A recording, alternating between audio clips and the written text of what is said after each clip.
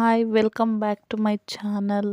ಎಲ್ಲರೂ ಹೇಗಿದ್ದೀರಾ? ಎಲ್ಲರೂ ಚೆನ್ನಾಗಿದ್ದೀರಾ ಅಂತ ಭಾವಿಸ್ತಾ ಬನ್ನಿ ಇವತ್ತೊಂದು ಮಟನ್ ಚಾಪ್ಸ್, ನಾಟಿ ಸ್ಟೈಲ್ ಮಟನ್ ಚಾಪ್ಸ್ನ ಹೇಗೆ ಮಾಡೋದು ಅಂತ ನಾವಿಲ್ಲಿ ನೋಡೋಣ. ಫಸ್ಟು ನಾನಿಲ್ಲಿ ಒಂದು ಕುಕ್ಕರ್ಗೆ ಎಣ್ಣೆನ ಕಾಯ್ಲಿಕ್ಕೆ ಇಡ್ತಿದ್ದೀನಿ. ಒಂದು 2 ಸ್ಪೂನಷ್ಟು ಎಣ್ಣೆನ ಹಾಕಿ ಅದು ಕಾಯ್ಲಿ ಅಂತ ಬಿಟ್ಟು ಅಷ್ಟರೊಳಗೆ ನಾನು ಮಸಾಲೆ ರುಬ್ಕೊಳ್ಳೋಕ್ಕೋಸ್ಕರ ಇಲ್ಲಿ ನಾನು ಸಣ್ಣ ಈರುಳ್ಳಿ ಬರುತ್ತಲ್ಲ, ಆ ಸಣ್ಣ ಈರುಳ್ಳಿ, ಹಸಿಮೆಣಸಿನ್ಕಾಯಿ, ಮೆಣಸು, ಚಕ್ಕೆ, ಲವಂಗ, ಹಸಿಮೆಣಸಿನ್ಕಾಯಿ, ಖಾರಕ್ಕೆ ಸ್ವಲ್ಪ ಹಸಿಮೆಣಸಿನ್ಕಾಯಿ ಒಂದು 4 ತಗೊಂಡಿದ್ದೀನಿ ಅಷ್ಟೇ.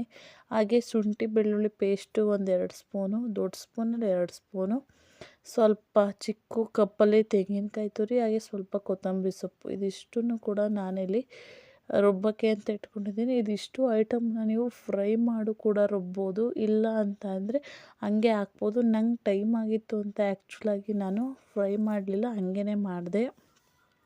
ಹಾಗೆ ಇಲ್ಲಿ ನೆಕ್ಸ್ಟ್ ಎಣ್ಣೆ ಕಾದಿರುತ್ತೆ ಅಷ್ಟರಲ್ಲಿ ಮಟನನ್ನು ಹಾಕಿ ಸ್ವಲ್ಪ ಅರಿಶಿನ ಪುಡಿ ಹಾಗೂ ರುಚಿಗೆ ಎಷ್ಟು ಬೇಕೋ ಅಷ್ಟು ಸಾಲ್ಟನ್ನು ಹಾಕ್ಕೊಂಡು ಅದನ್ನು ಸ್ವಲ್ಪ ಒಂದು 2 ನಿಮಿಷ ಬಿಟ್ಟು ಅದನ್ನು ತಿರುಗಿಸ್ತಾ ಇರಬೇಕು. ಯಾಕೆ ಅಂತಂದರೆ ಅದು ಸ್ವಲ್ಪ ಮಟನ್ ನೀಟಾಗಿ ಎಲ್ಲ ಸುತ್ತ ಮೇಲೆ ಕೆಳಗಡೆ ಎಲ್ಲ ಮಾಡಿದ್ರೆ ಚೆನ್ನಾಗಿ ಫ್ರೈ ಆಗುತ್ತೆ ಅನ್ನೋದಕ್ಕೋಸ್ಕರ ಅದನ್ನು ಒಂದು ಕಡೆ ಅದು ನೀರೆಲ್ಲ ಬಿಟ್ಟಿರುತ್ತಲ್ಲ ಮಟನ್ದು, ಅದೆಲ್ಲ ಡ್ರೈ ಆಗಲಿಕ್ಕೆ ಅಂತ ಸೈಡಿಗೆ ಇಟ್ಬಿಟ್ಟು, ಹಾಗೆ ಇಲ್ಲಿ ರುಬ್ಬಕ್ಕೆ ಆವಾಗಲೇ ತೋರಿಸಿದ್ನಲ್ಲ ಐಟಮ್ಸು, ಅದನ್ನೆಲ್ಲ ಕೂಡ ನಾನಿಲ್ಲಿ ಹಾಕಿ ಸ್ವಲ್ಪ ಜಾಸ್ತಿ ನುಣ್ಣಗೂ ಬೇಡ, ಜಾಸ್ತಿ ತರಿಯಾಗೂ ಬೇಡ, ಒಂದು ಸ್ವಲ್ಪ ರಫ್ ಪೇಸ್ಟ್ ಥರ ಇದ್ದರೆ ಸಾಕು. ಅದಿಷ್ಟು ಪೇಸ್ಟ್ ಮಾಡ್ಕೊಂಡಾದಮೇಲೆ ನಾನಿಲ್ಲಿ 2 ಸ್ಪೂನಷ್ಟು ಧನಿಯಾ ಹಾಗೆ 2 ಸ್ಪೂನಷ್ಟು ಚಿಲ್ಲಿ ಪೌಡರ್ನ ಹಾಕ್ಕೊಂಡು ಆ ಮಟನ್ನು ನೀರು ಡ್ರೈ ಆಗಿರುತ್ತಲ್ಲ ಅದಕ್ಕೆ ಹಾಕ್ಕೊಂಡು ಒಂದು ನಿಮಿಷ ತಿರ್ಕೊಂಡಿದ್ದೀನಿ. ಎಣ್ಣೆಯಲ್ಲಿ ಚಿಲ್ಲಿ ಪೌಡರ್ನ ಎಣ್ಣೆ ಜೊತೆಲೇ ಫ್ರೈ ಮಾಡಿದ್ರೆ ಅದು ಕಲರ್ ಚೆನ್ನಾಗಿ ಕೊಡುತ್ತೆ. ಹಾಗಾಗಿ ಮಟನ್ ಜೊತೆಗೆ ಹಾಕಿದ್ದೀನಿ, ಸ್ವಲ್ಪ ಖಾರ ಹಿಡೀಲಿ ಅಂತ ಹೇಳಿ. ಅದಾದಮೇಲೆ ನಾವು ರುಬ್ಬಿರ್ತೀವಲ್ಲ ಪೇಸ್ಟು, ಈರುಳ್ಳಿ, ಬೆಳ್ಳುಳ್ಳಿ, ಶುಂಠಿ, ಅದನ್ನು ಕೂಡ ಹಾಕ್ಕೊಂಡು ಅದನ್ನು ನೀರು ಹಾಕ್ತಾನೆ ಒಂದು 2 ನಿಮಿಷ ಆ ಮಸಾಲೆನೇ ತಿರುಗಿಸಿ. ಏಕೆ ಅಂತಂದರೆ ಮಸಾಲೆಲಿರೋ ಹಸಿ ವಾಸನೆ ಎಲ್ಲ ಸ್ವಲ್ಪ ಎಣ್ಣೆಯಲ್ಲಿ ಫ್ರೈ ಮಾಡಿದಾಗಲೇ ನೀರು ಹಾಕೋಕ್ಕೆ ಮುಂಚೆ ಚೆನ್ನಾಗಿ ಅದೇ ಒಂಥರ ಫ್ಲೇವರ್ ಚೆನ್ನಾಗಿ ಕೊಡುತ್ತೆ.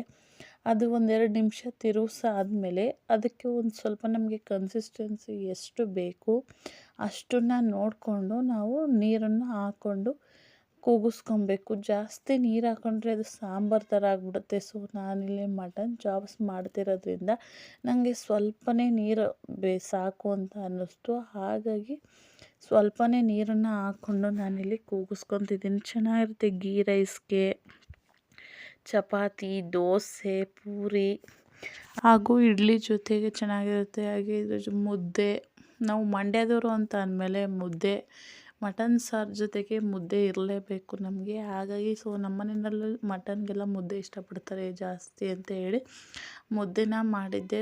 ಗೀ ರೈಸ್ ಮಾಡೋಣ ಅಂತ ಅಂದ್ಕೊಂಡಿದ್ದೆ, ಇವ್ರಿಗೆಲ್ಲ ಅಷ್ಟು ಇಷ್ಟ ಆಗೋಲ್ಲ ಮಟನ್ ಜೊತೆಗೆ ಅಂತ ಹೇಳ್ಬಿಟ್ಟು ಮುದ್ದೆ ಮಾಡಿದ್ದೆ. ಚೆನ್ನಾಗಿದ್ದು, ಸ್ವಲ್ಪ ಖಾರ ಆಗಿಬಿಟ್ಟಿತ್ತು ಅಷ್ಟೇ. ಆದರೆ ಟೇಸ್ಟ್ ಅಂತೂ ನಿಜವಾಗ್ಲೂ ಚೆನ್ನಾಗಿತ್ತು, ತುಂಬ ಚೆನ್ನಾಗಾಗಿತ್ತು. ನೀವು ಕೂಡ ಟ್ರೈ ಮಾಡಿ. ಹಾಗೆ ಥ್ಯಾಂಕ್ ಯು ಫಾರ್ ವಾಚಿಂಗ್.